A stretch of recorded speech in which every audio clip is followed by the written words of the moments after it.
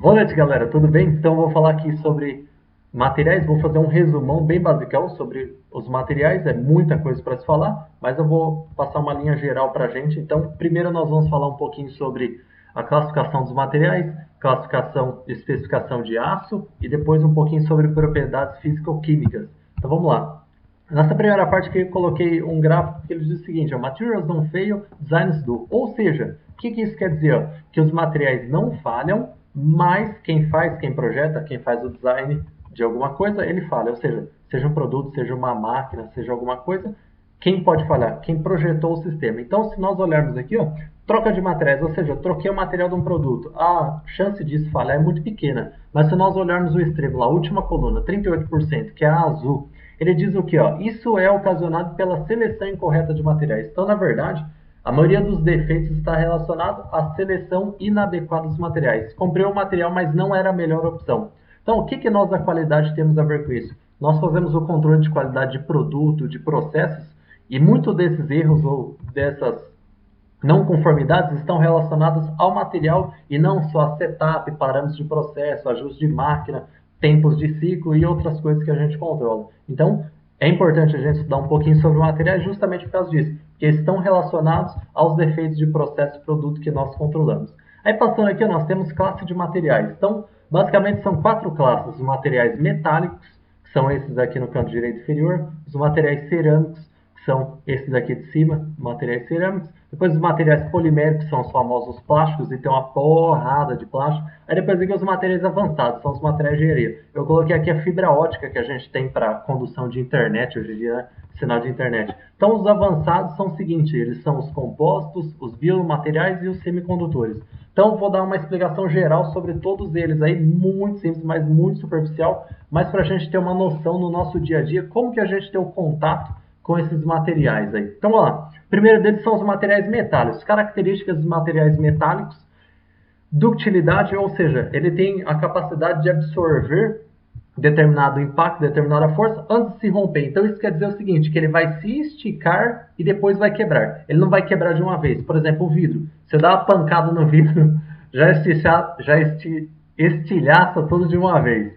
Aí se eu der uma pancada no aço, primeiro ele vai esticar, vai torcer, vai deformar igual o queijo quando eu como uma pizza, né? Aí depois ele se rompe. Aí depois eu tenho aqui, ó, brilhoso, ou seja, o capital estético é muito valorizado, né, nos aços. Ou seja, a partir do momento que eu tenho um material que ele brilha, que ele dá um acabamento superficial maior, isso daí eu ganho uns pontos positivos aí, chama mais atenção, deixa o meu produto mais bonito, mais apresentável para se vender. Por exemplo, que a gente tem aqui, ó, as panelas de aço inox.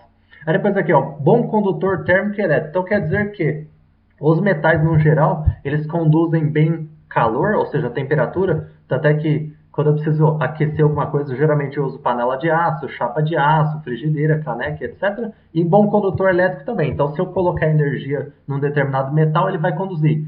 Isso é bom e isso é ruim, porque ele conduz eletricidade ou ele vai dar choque na gente também. Então, depois eu tenho aqui, ó, ele tende a oxidar, ou seja, coisa ruim do material que contém carbono é que ele oxida em contato com o ar e com a umidade. Então, eu coloquei aqui 4 exemplos de materiais metálicos que nós temos contato. Alguns utensílios domésticos, a maioria deles são feitos de aço inox hoje em dia, graças a Deus melhorou. Antigamente era alumínio, ferro fundido, aço mesmo e por aí vai. Aí depois aqui temos uma tesoura de aço, característica dela, ela tem que ter uma dureza para conseguir cortar o papel. Depois aqui rolamentos e, por fim, estruturas metálicas, ou seja, a estrutura de sustentação de alguma coisa. Joia? Aí passando aqui nós temos o que? Os cerâmicos. Então os materiais cerâmicos, características deles: alta dureza, eles são muito, mas muito duros mesmo. Muito duros de verdade.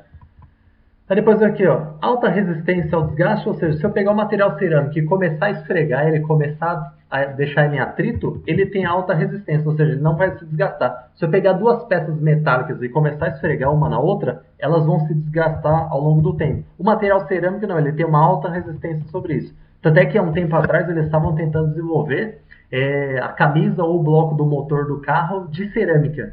Por quê? Ele não se desgasta, então o motor ia durar muito e muito tempo. Só que o problema, bati o carro, regaça o motor, já era. Vai só pegar uns cacos no chão. Aí depois aqui, ó, eu tenho que os cerâmicos, eles são uns bons isolantes térmicos e elétricos. E aqui no térmico e no elétrico eles são até considerados muito bons ou até ótimos aí para essa parada, né? Depende da linha de estudo. Então, se eu pegar um material cerâmico, ele isola termicamente. Tanto é que xícara, caneca, eles são alguns isolantes térmicos. Ajuda a segurar a temperatura lá no líquido que você está querendo beber. E depois disso, aí nós temos aqui isolante elétrico. Então, alguns componentes elétricos, eles são feitos de cerâmica justamente por causa disso. Que ele isola e não deixa passar a tensão elétrica, a corrente elétrica e por aí vai, as grandezas elétricas. Hein? E depois aqui, eles são frágeis a impacto, que foi o que eu comentei com vocês ali em cima, devido à alta dureza dele, então ele não tem a ductilidade, ele não tem elasticidade. Então, ele é resistente ao atrito, mas não é resistente à pancada. Beleza? Então, alguns exemplos aqui, ó. Pisos cerâmicos. Por quê? Resistência a desgaste. Imagina só, gente que anda, por exemplo agora, tá de quarentena, tá todo mundo doido, andando para lá e para cá, ia desgastar tudo o piso. Ia desgastar para cima e para baixo. Na empresa tem um monte de gente, só fica andando para cima e para baixo. Ia desgastar todo o chão aí, certo? Isso daqui é aquele conectorzinho que a gente coloca no chuveiro, tá vendo? Então esse conector aqui é um conector cerâmico justamente por causa disso, para isolar a grandeza elétrica e para fazer a isolação dos cabos aqui. Se eu colocar um desse de plástico, devido à potência do chuveiro e a corrente, acaba derretendo de plástico. Então ele tem que ser cerâmico justamente por causa disso, por causa da capacidade térmica dele. Aí depois nós temos aqui alguns isolantes cerâmicos para resistências industriais, porque aí a potência é muito maior, ou seja, o calor produzido é muito maior. E aqui cerâmicos são os dentes aí, então algumas próteses são feitas de cerâmica e os dentes aí são cerâmica, né? Até a própria massinha que a gente coloca lá, a resina que eles falam, né? Então é material cerâmico. Depois nós temos aqui os poliméricos. Então os polímeros são os famosos plásticos, né? O que a gente tem aqui, ó? Características, eles são leves, então qualquer peça plástica é muito leve. Então característica boa dele é isso aqui. Pouco densos, por enquanto guarda essa informação. Um pouquinho mais para frente aqui, eu vou explicar para vocês o que é densidade, aí vai fazer sentido para a gente, mas tem relação com o ser leve aqui, né? Então depois aqui, ó, isolante elétrico, então os plásticos, eles são isolante elétrico, só que a gente tem que tomar um cuidado, eu vou falar também um pouquinho sobre condutor isolante. Ele é isolante até um certo ponto, dependendo do nível de energia que eu coloco, aí ele começa a conduzir, pega fogo, derrete, por aí vai. E depois aqui, ó, eu coloquei baixo, ou seja, a resistência à temperatura do plástico é baixo. Ele resiste à temperatura até um certo ponto, mas muito pouquinho. Aí depois ele começa a ficar mole, derreter, até pode pegar fogo. Então, se eu precisar isolar alguma coisa, um dos materiais que eu tenho que tomar cuidado para utilizar são os polímeros. Então aqui, ó, o que os polímeros são usados? Os famosos Tupperware aqui que a gente tem, né? Pelo menos aqui em casa é só pote de sorvete. E o que menos tem lá dentro é sorvete. Então a gente usa para guardar feijão aí, né? Então esses potinhos aqui, creio que todo mundo tem em casa, são polímeros. Aí a parte de brinquedos, então diversos brinquedos, devido ao baixo custo, devido à estética, facilidade de trabalhar as curvas, design, ou seja, a geometria dele na hora de injetar, são feitas de plástico. Acho que vocês se lembram desses telefoninhos de suquinho. Posso fazer diversos móveis, ou seja, as mobílias para casa hoje em dia estão mudando um pouquinho o design. Não é só madeira, mas alguns um pouco mais baratos aí são feitos de plástico também, até por questões ambientais, sustentabilidade, por aí vai. E também a linha de automotivos, ou seja, a linha de autopeças, nossa, melhorou demais, melhorou demais. Hoje em dia, o tanto de peça plástica que a gente tem dentro de um carro é muita coisa. Então, essa questão aí de injeção de plásticos, a injeção de polímeros, melhorou demais e barateou demais os processos aí de montagem de carros, os designs, linha de produção, facilidade de montagem, facilidade de reposição, principalmente barateou o preço, né, das peças de reposição. Então, por exemplo, aqui ó, ele tem o paralama de um carro que é feito de plástico. Aí. Se eu não me engano, os Renault saem, alguns com essa linha. Até hoje eu já vi o Renault Clio, então não sei dizer outro carro além dele. Até se vocês souberem, escreve aí para mim depois, para a gente ir se sintonizando. Aí depois disso eu coloquei aqui os materiais avançados. Então, eu tentei resumir todos em um só. O que a gente tem de característica? Então, na verdade, eles são materiais já existentes, são minérios já existentes, onde eu faço a adição, ou seja, eu junto dois materiais na estrutura microcristalina dele lá, ou seja, na estrutura natural que eu acho ele, ou até, de repente, mudando a estrutura cristalina dele, e eu gero um outro material mais forte ainda. Então, por exemplo, aqui, ó, o que a gente tem, ó? Nós temos aqui esse exemplo, tá vendo? Um quadro de bicicleta, ele é feito de fibra de carbono. Por quê? Característica dele, ele é tão leve quanto um polímero, ou seja, um plástico, e ele é tão resistente quanto um aço. Então eu consigo as duas coisas. Eu consigo ter uma bike leve e uma bike resistente. Então esse quadro de carbono ele substitui os quadros de alumínio, porque ele é super leve e super resistente.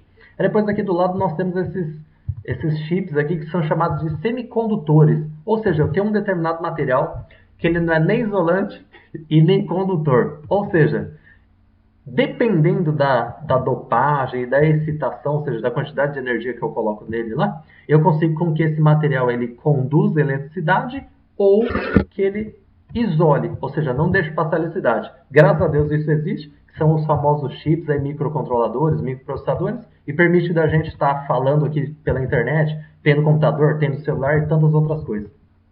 Aí depois aqui ó, os biomateriais, os biosintéticos. Por exemplo, esse exemplo aqui da direita lá em cima é uma aveia artificial. Então, o que eles fazem? Pô, entupiu a aveia, vou ter que cortar um pedaço e por aí vai. Não tem como repor, né? Então, eles fizeram uma veia artificial para conseguir repor, fazer alguma cirurgia, algum desvio e por aí vai. Aí depois aqui nós temos uma prótese total do joelho, tá vendo? Então esse material ele tem que ser equivalente, ou seja, tem que ornar, tem que dar liga com o corpo humano, né? Senão o corpo pode rejeitar e por aí vai. Então tem todo um cuidado especial com essa questão aí do corpo se adaptar a ele. Então essa daqui é uma prótese de joelho. Aí só uma curiosidade que eu tá vendo. A fibra de carbono é um polímero que é o poliacrilonitrila mais o carbono.